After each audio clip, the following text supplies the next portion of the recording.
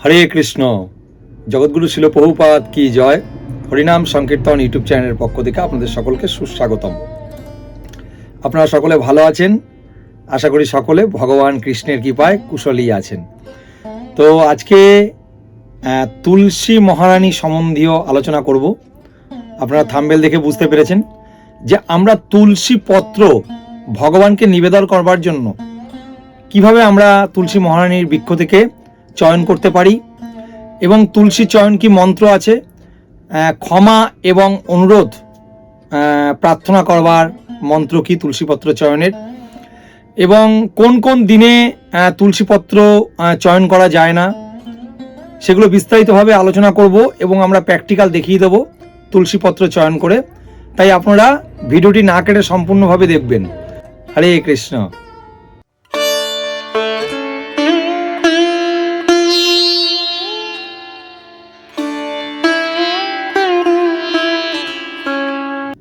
হরে কৃষ্ণ। তো তুলসী পত্রবিহীন ভগবান কৃষ্ণের পুজো হয় না।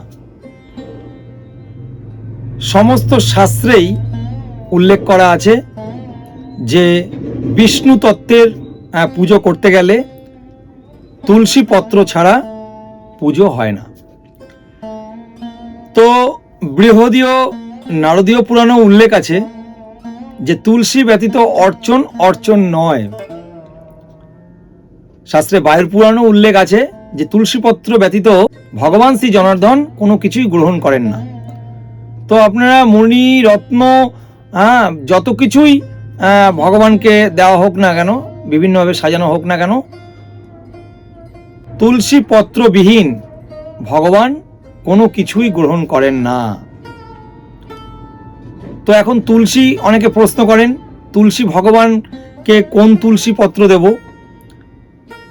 রাম তুলসী না শ্যাম তুলসী না রাধা তুলসী? তো বিষ্ণু রহস্যে উল্লেখ আছে যে কি হরির তুলসী বা কি কৃষ্ণ তুলসী, উভয় তুলসী ভগবান বিষ্ণুর অত্যন্ত প্রিয়। বিষ্ণুর রহস্যতে উল্লেখ আছে ভগবান তুলসীর দ্বারা যতটা প্রীত হন, উনি মুক্তাদি রত্ন দিয়েও ভগবানকে অর্পণ করলেও ভগবান ততটা প্রীত হন না। তো ভগবানকে তুলসী পত্র দিয়ে সুন্দর করে মালা তৈরি করে ভগবানের গলায় দিতে পারেন, ভগবানের গলদেশে পরাতে পারেন। তুলসী পত্র প্রতিনিয়ত ভগবানের শ্রী চরণ কমলে আপনারা দিতে পারেন। তার ফলে ভগবান অত্যন্ত প্রসন্ন হবেন, কারণ তুলসী ভগবানের অত্যন্ত প্রিয়। তো তুলসী পত্রের এখন চয়ন কিভাবে করতে হয় সেই বিধিটা আমরা দেখিয়ে দেব আপনাদের। ভিডিওতে দেখুন কিভাবে তুলসী পত্র চয়ন করতে হয়। তো অনেক সাবধানতার সাথে তুলসী পত্র চয়ন করতে হবে। বাঁ হাত দিয়ে ধরে ডান হাত দিয়ে ধীরে ধীরে তুলসী মঞ্জুরি সংগ্রহ করতে হবে এবং তুলসী পত্র সংগ্রহ করতে হবে, যাতে তুলসী বৃক্ষের গায়ে কোনো রকম ব্যথা না লাগে বা আঘাত না লাগে। তো এই যে তুলসী পত্রটি আপনারা চয়ন করবেন, তো তুলসী পত্রটি চয়ন করবার পূর্বে তুলসী প্রণাম করতে হয়। তো আপনারা যে তুলসী পত্রটি চয়ন করবেন অবশ্যই স্নান করে শুদ্ধ বস্ত্র পরিধান করে তারপর তুলসী পত্র চয়ন করবেন। তো প্রথমে প্রণাম করবেন বৃন্দা দেবীকে। বৃন্দায় তুলসী দেব্যয় প্রিয়ায় কেশবশ্চ বিষ্ণু ভক্তি পদে দেবী সত্যবত্যই নমো নমঃ। তুলসী মহারানীকে প্রণাম করে তুলসী মহারানীর পত্র চয়ন একটি মন্ত্র আছে, স্কন্দ পুরাণে উল্লেখ আছে। সেই মন্ত্র হচ্ছে ওং তুলসী অমৃত জন্মাসি সদা তং কেশব প্রিয়া কেশবার্থে চিনমিতাং বরদা ভব শোভনে। এই মন্ত্রটি বলে তুলসী পত্র চয়ন করবেন। খুব সাবধানে, আমরা দেখিয়ে দিলাম কিভাবে তুলসী পত্র চয়ন করতে হয়।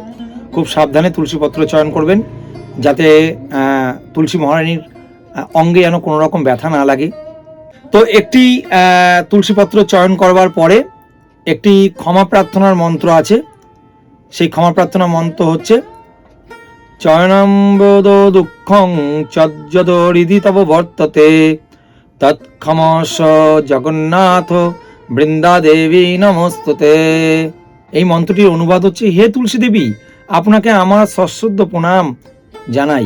হে জন্মমাতা, আপনার পত্র মঞ্জুরি চয়নকালে যদি আপনার হৃদয়ে দুঃখের উদ্ভব করে থাকি, তবে কৃপা করে আমাকে ক্ষমা করুন। তো গরুড় পুরাণে আরেকটি মন্ত্র উল্লেখ আছে, তুলসী মহারানীর কাছ থেকে অনুমতি নিতে হয় পত্র চয়নকালে। মৌখিক হেত ধরণী প্রশস্তে বিষ্ণু সমস্তস্য গুড় প্রিয়তি আরাধনার্থং বড় মঞ্জুরিকং লুনামি পত্রং তুলসী ক্ষমস্য। অনুবাদ, হে তুলসী, তুমি একমাত্র মুক্তির কারণ, ধারো তলে তদ্দৃশ্য আর কেউই নেই। তুমি চরাচর গুরু শ্রী হরির প্রিয়া, অতএব তার উপাসনার্থে আমি তদীয় সর্বোত্তম মঞ্জুরি ও পত্র ছেদন করব, তুমি আমাকে ক্ষমা করো। এই মন্ত্রটি বলে আপনারা চয়ন করতে পারেন।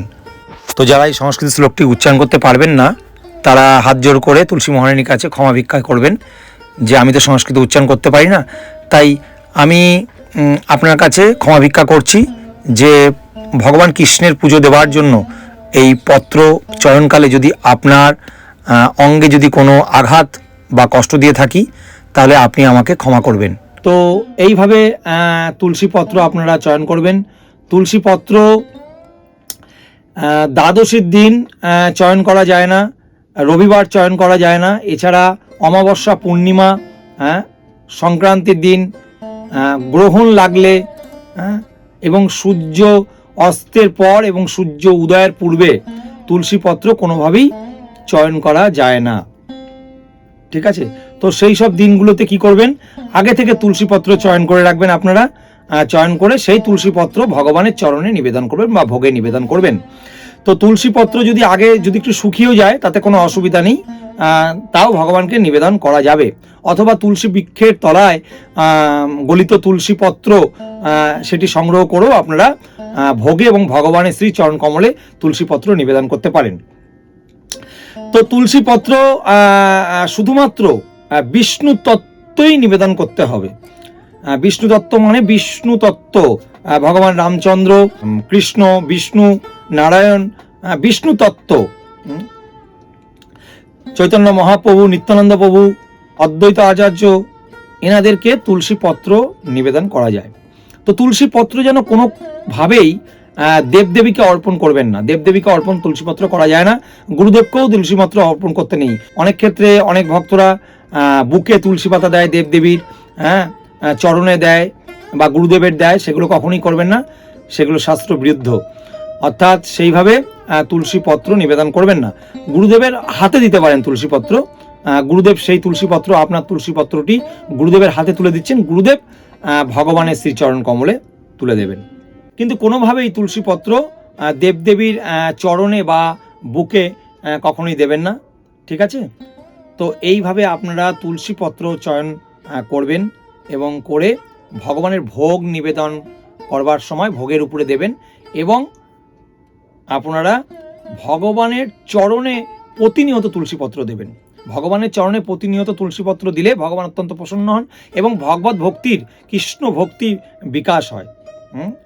তো আজকের আলোচ্য বিষয় এটাই ছিল, কিভাবে আপনারা তুলসীপত্র চয়ন করবেন সেই বিস্তারিত আমরা আলোচনা করলাম। আশা করি আপনারা বিষয়টি বুঝতে পেরেছেন।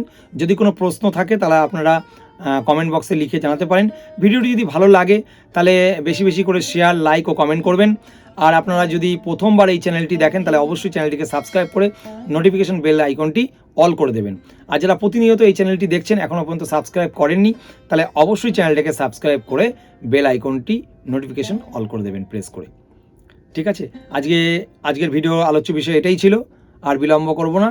আপনারা সকলে ভালো থাকবেন, সুস্থ থাকবেন, সদা কৃষ্ণ ভাবনাময় হয়ে থাকবেন। তুলসী মহারানী কি জয়, জগৎগুরু শিল প্রভুপাদ কি জয়, নিতাই গৌর সীতানাথ প্রেমানন্দের হরি হরি বল।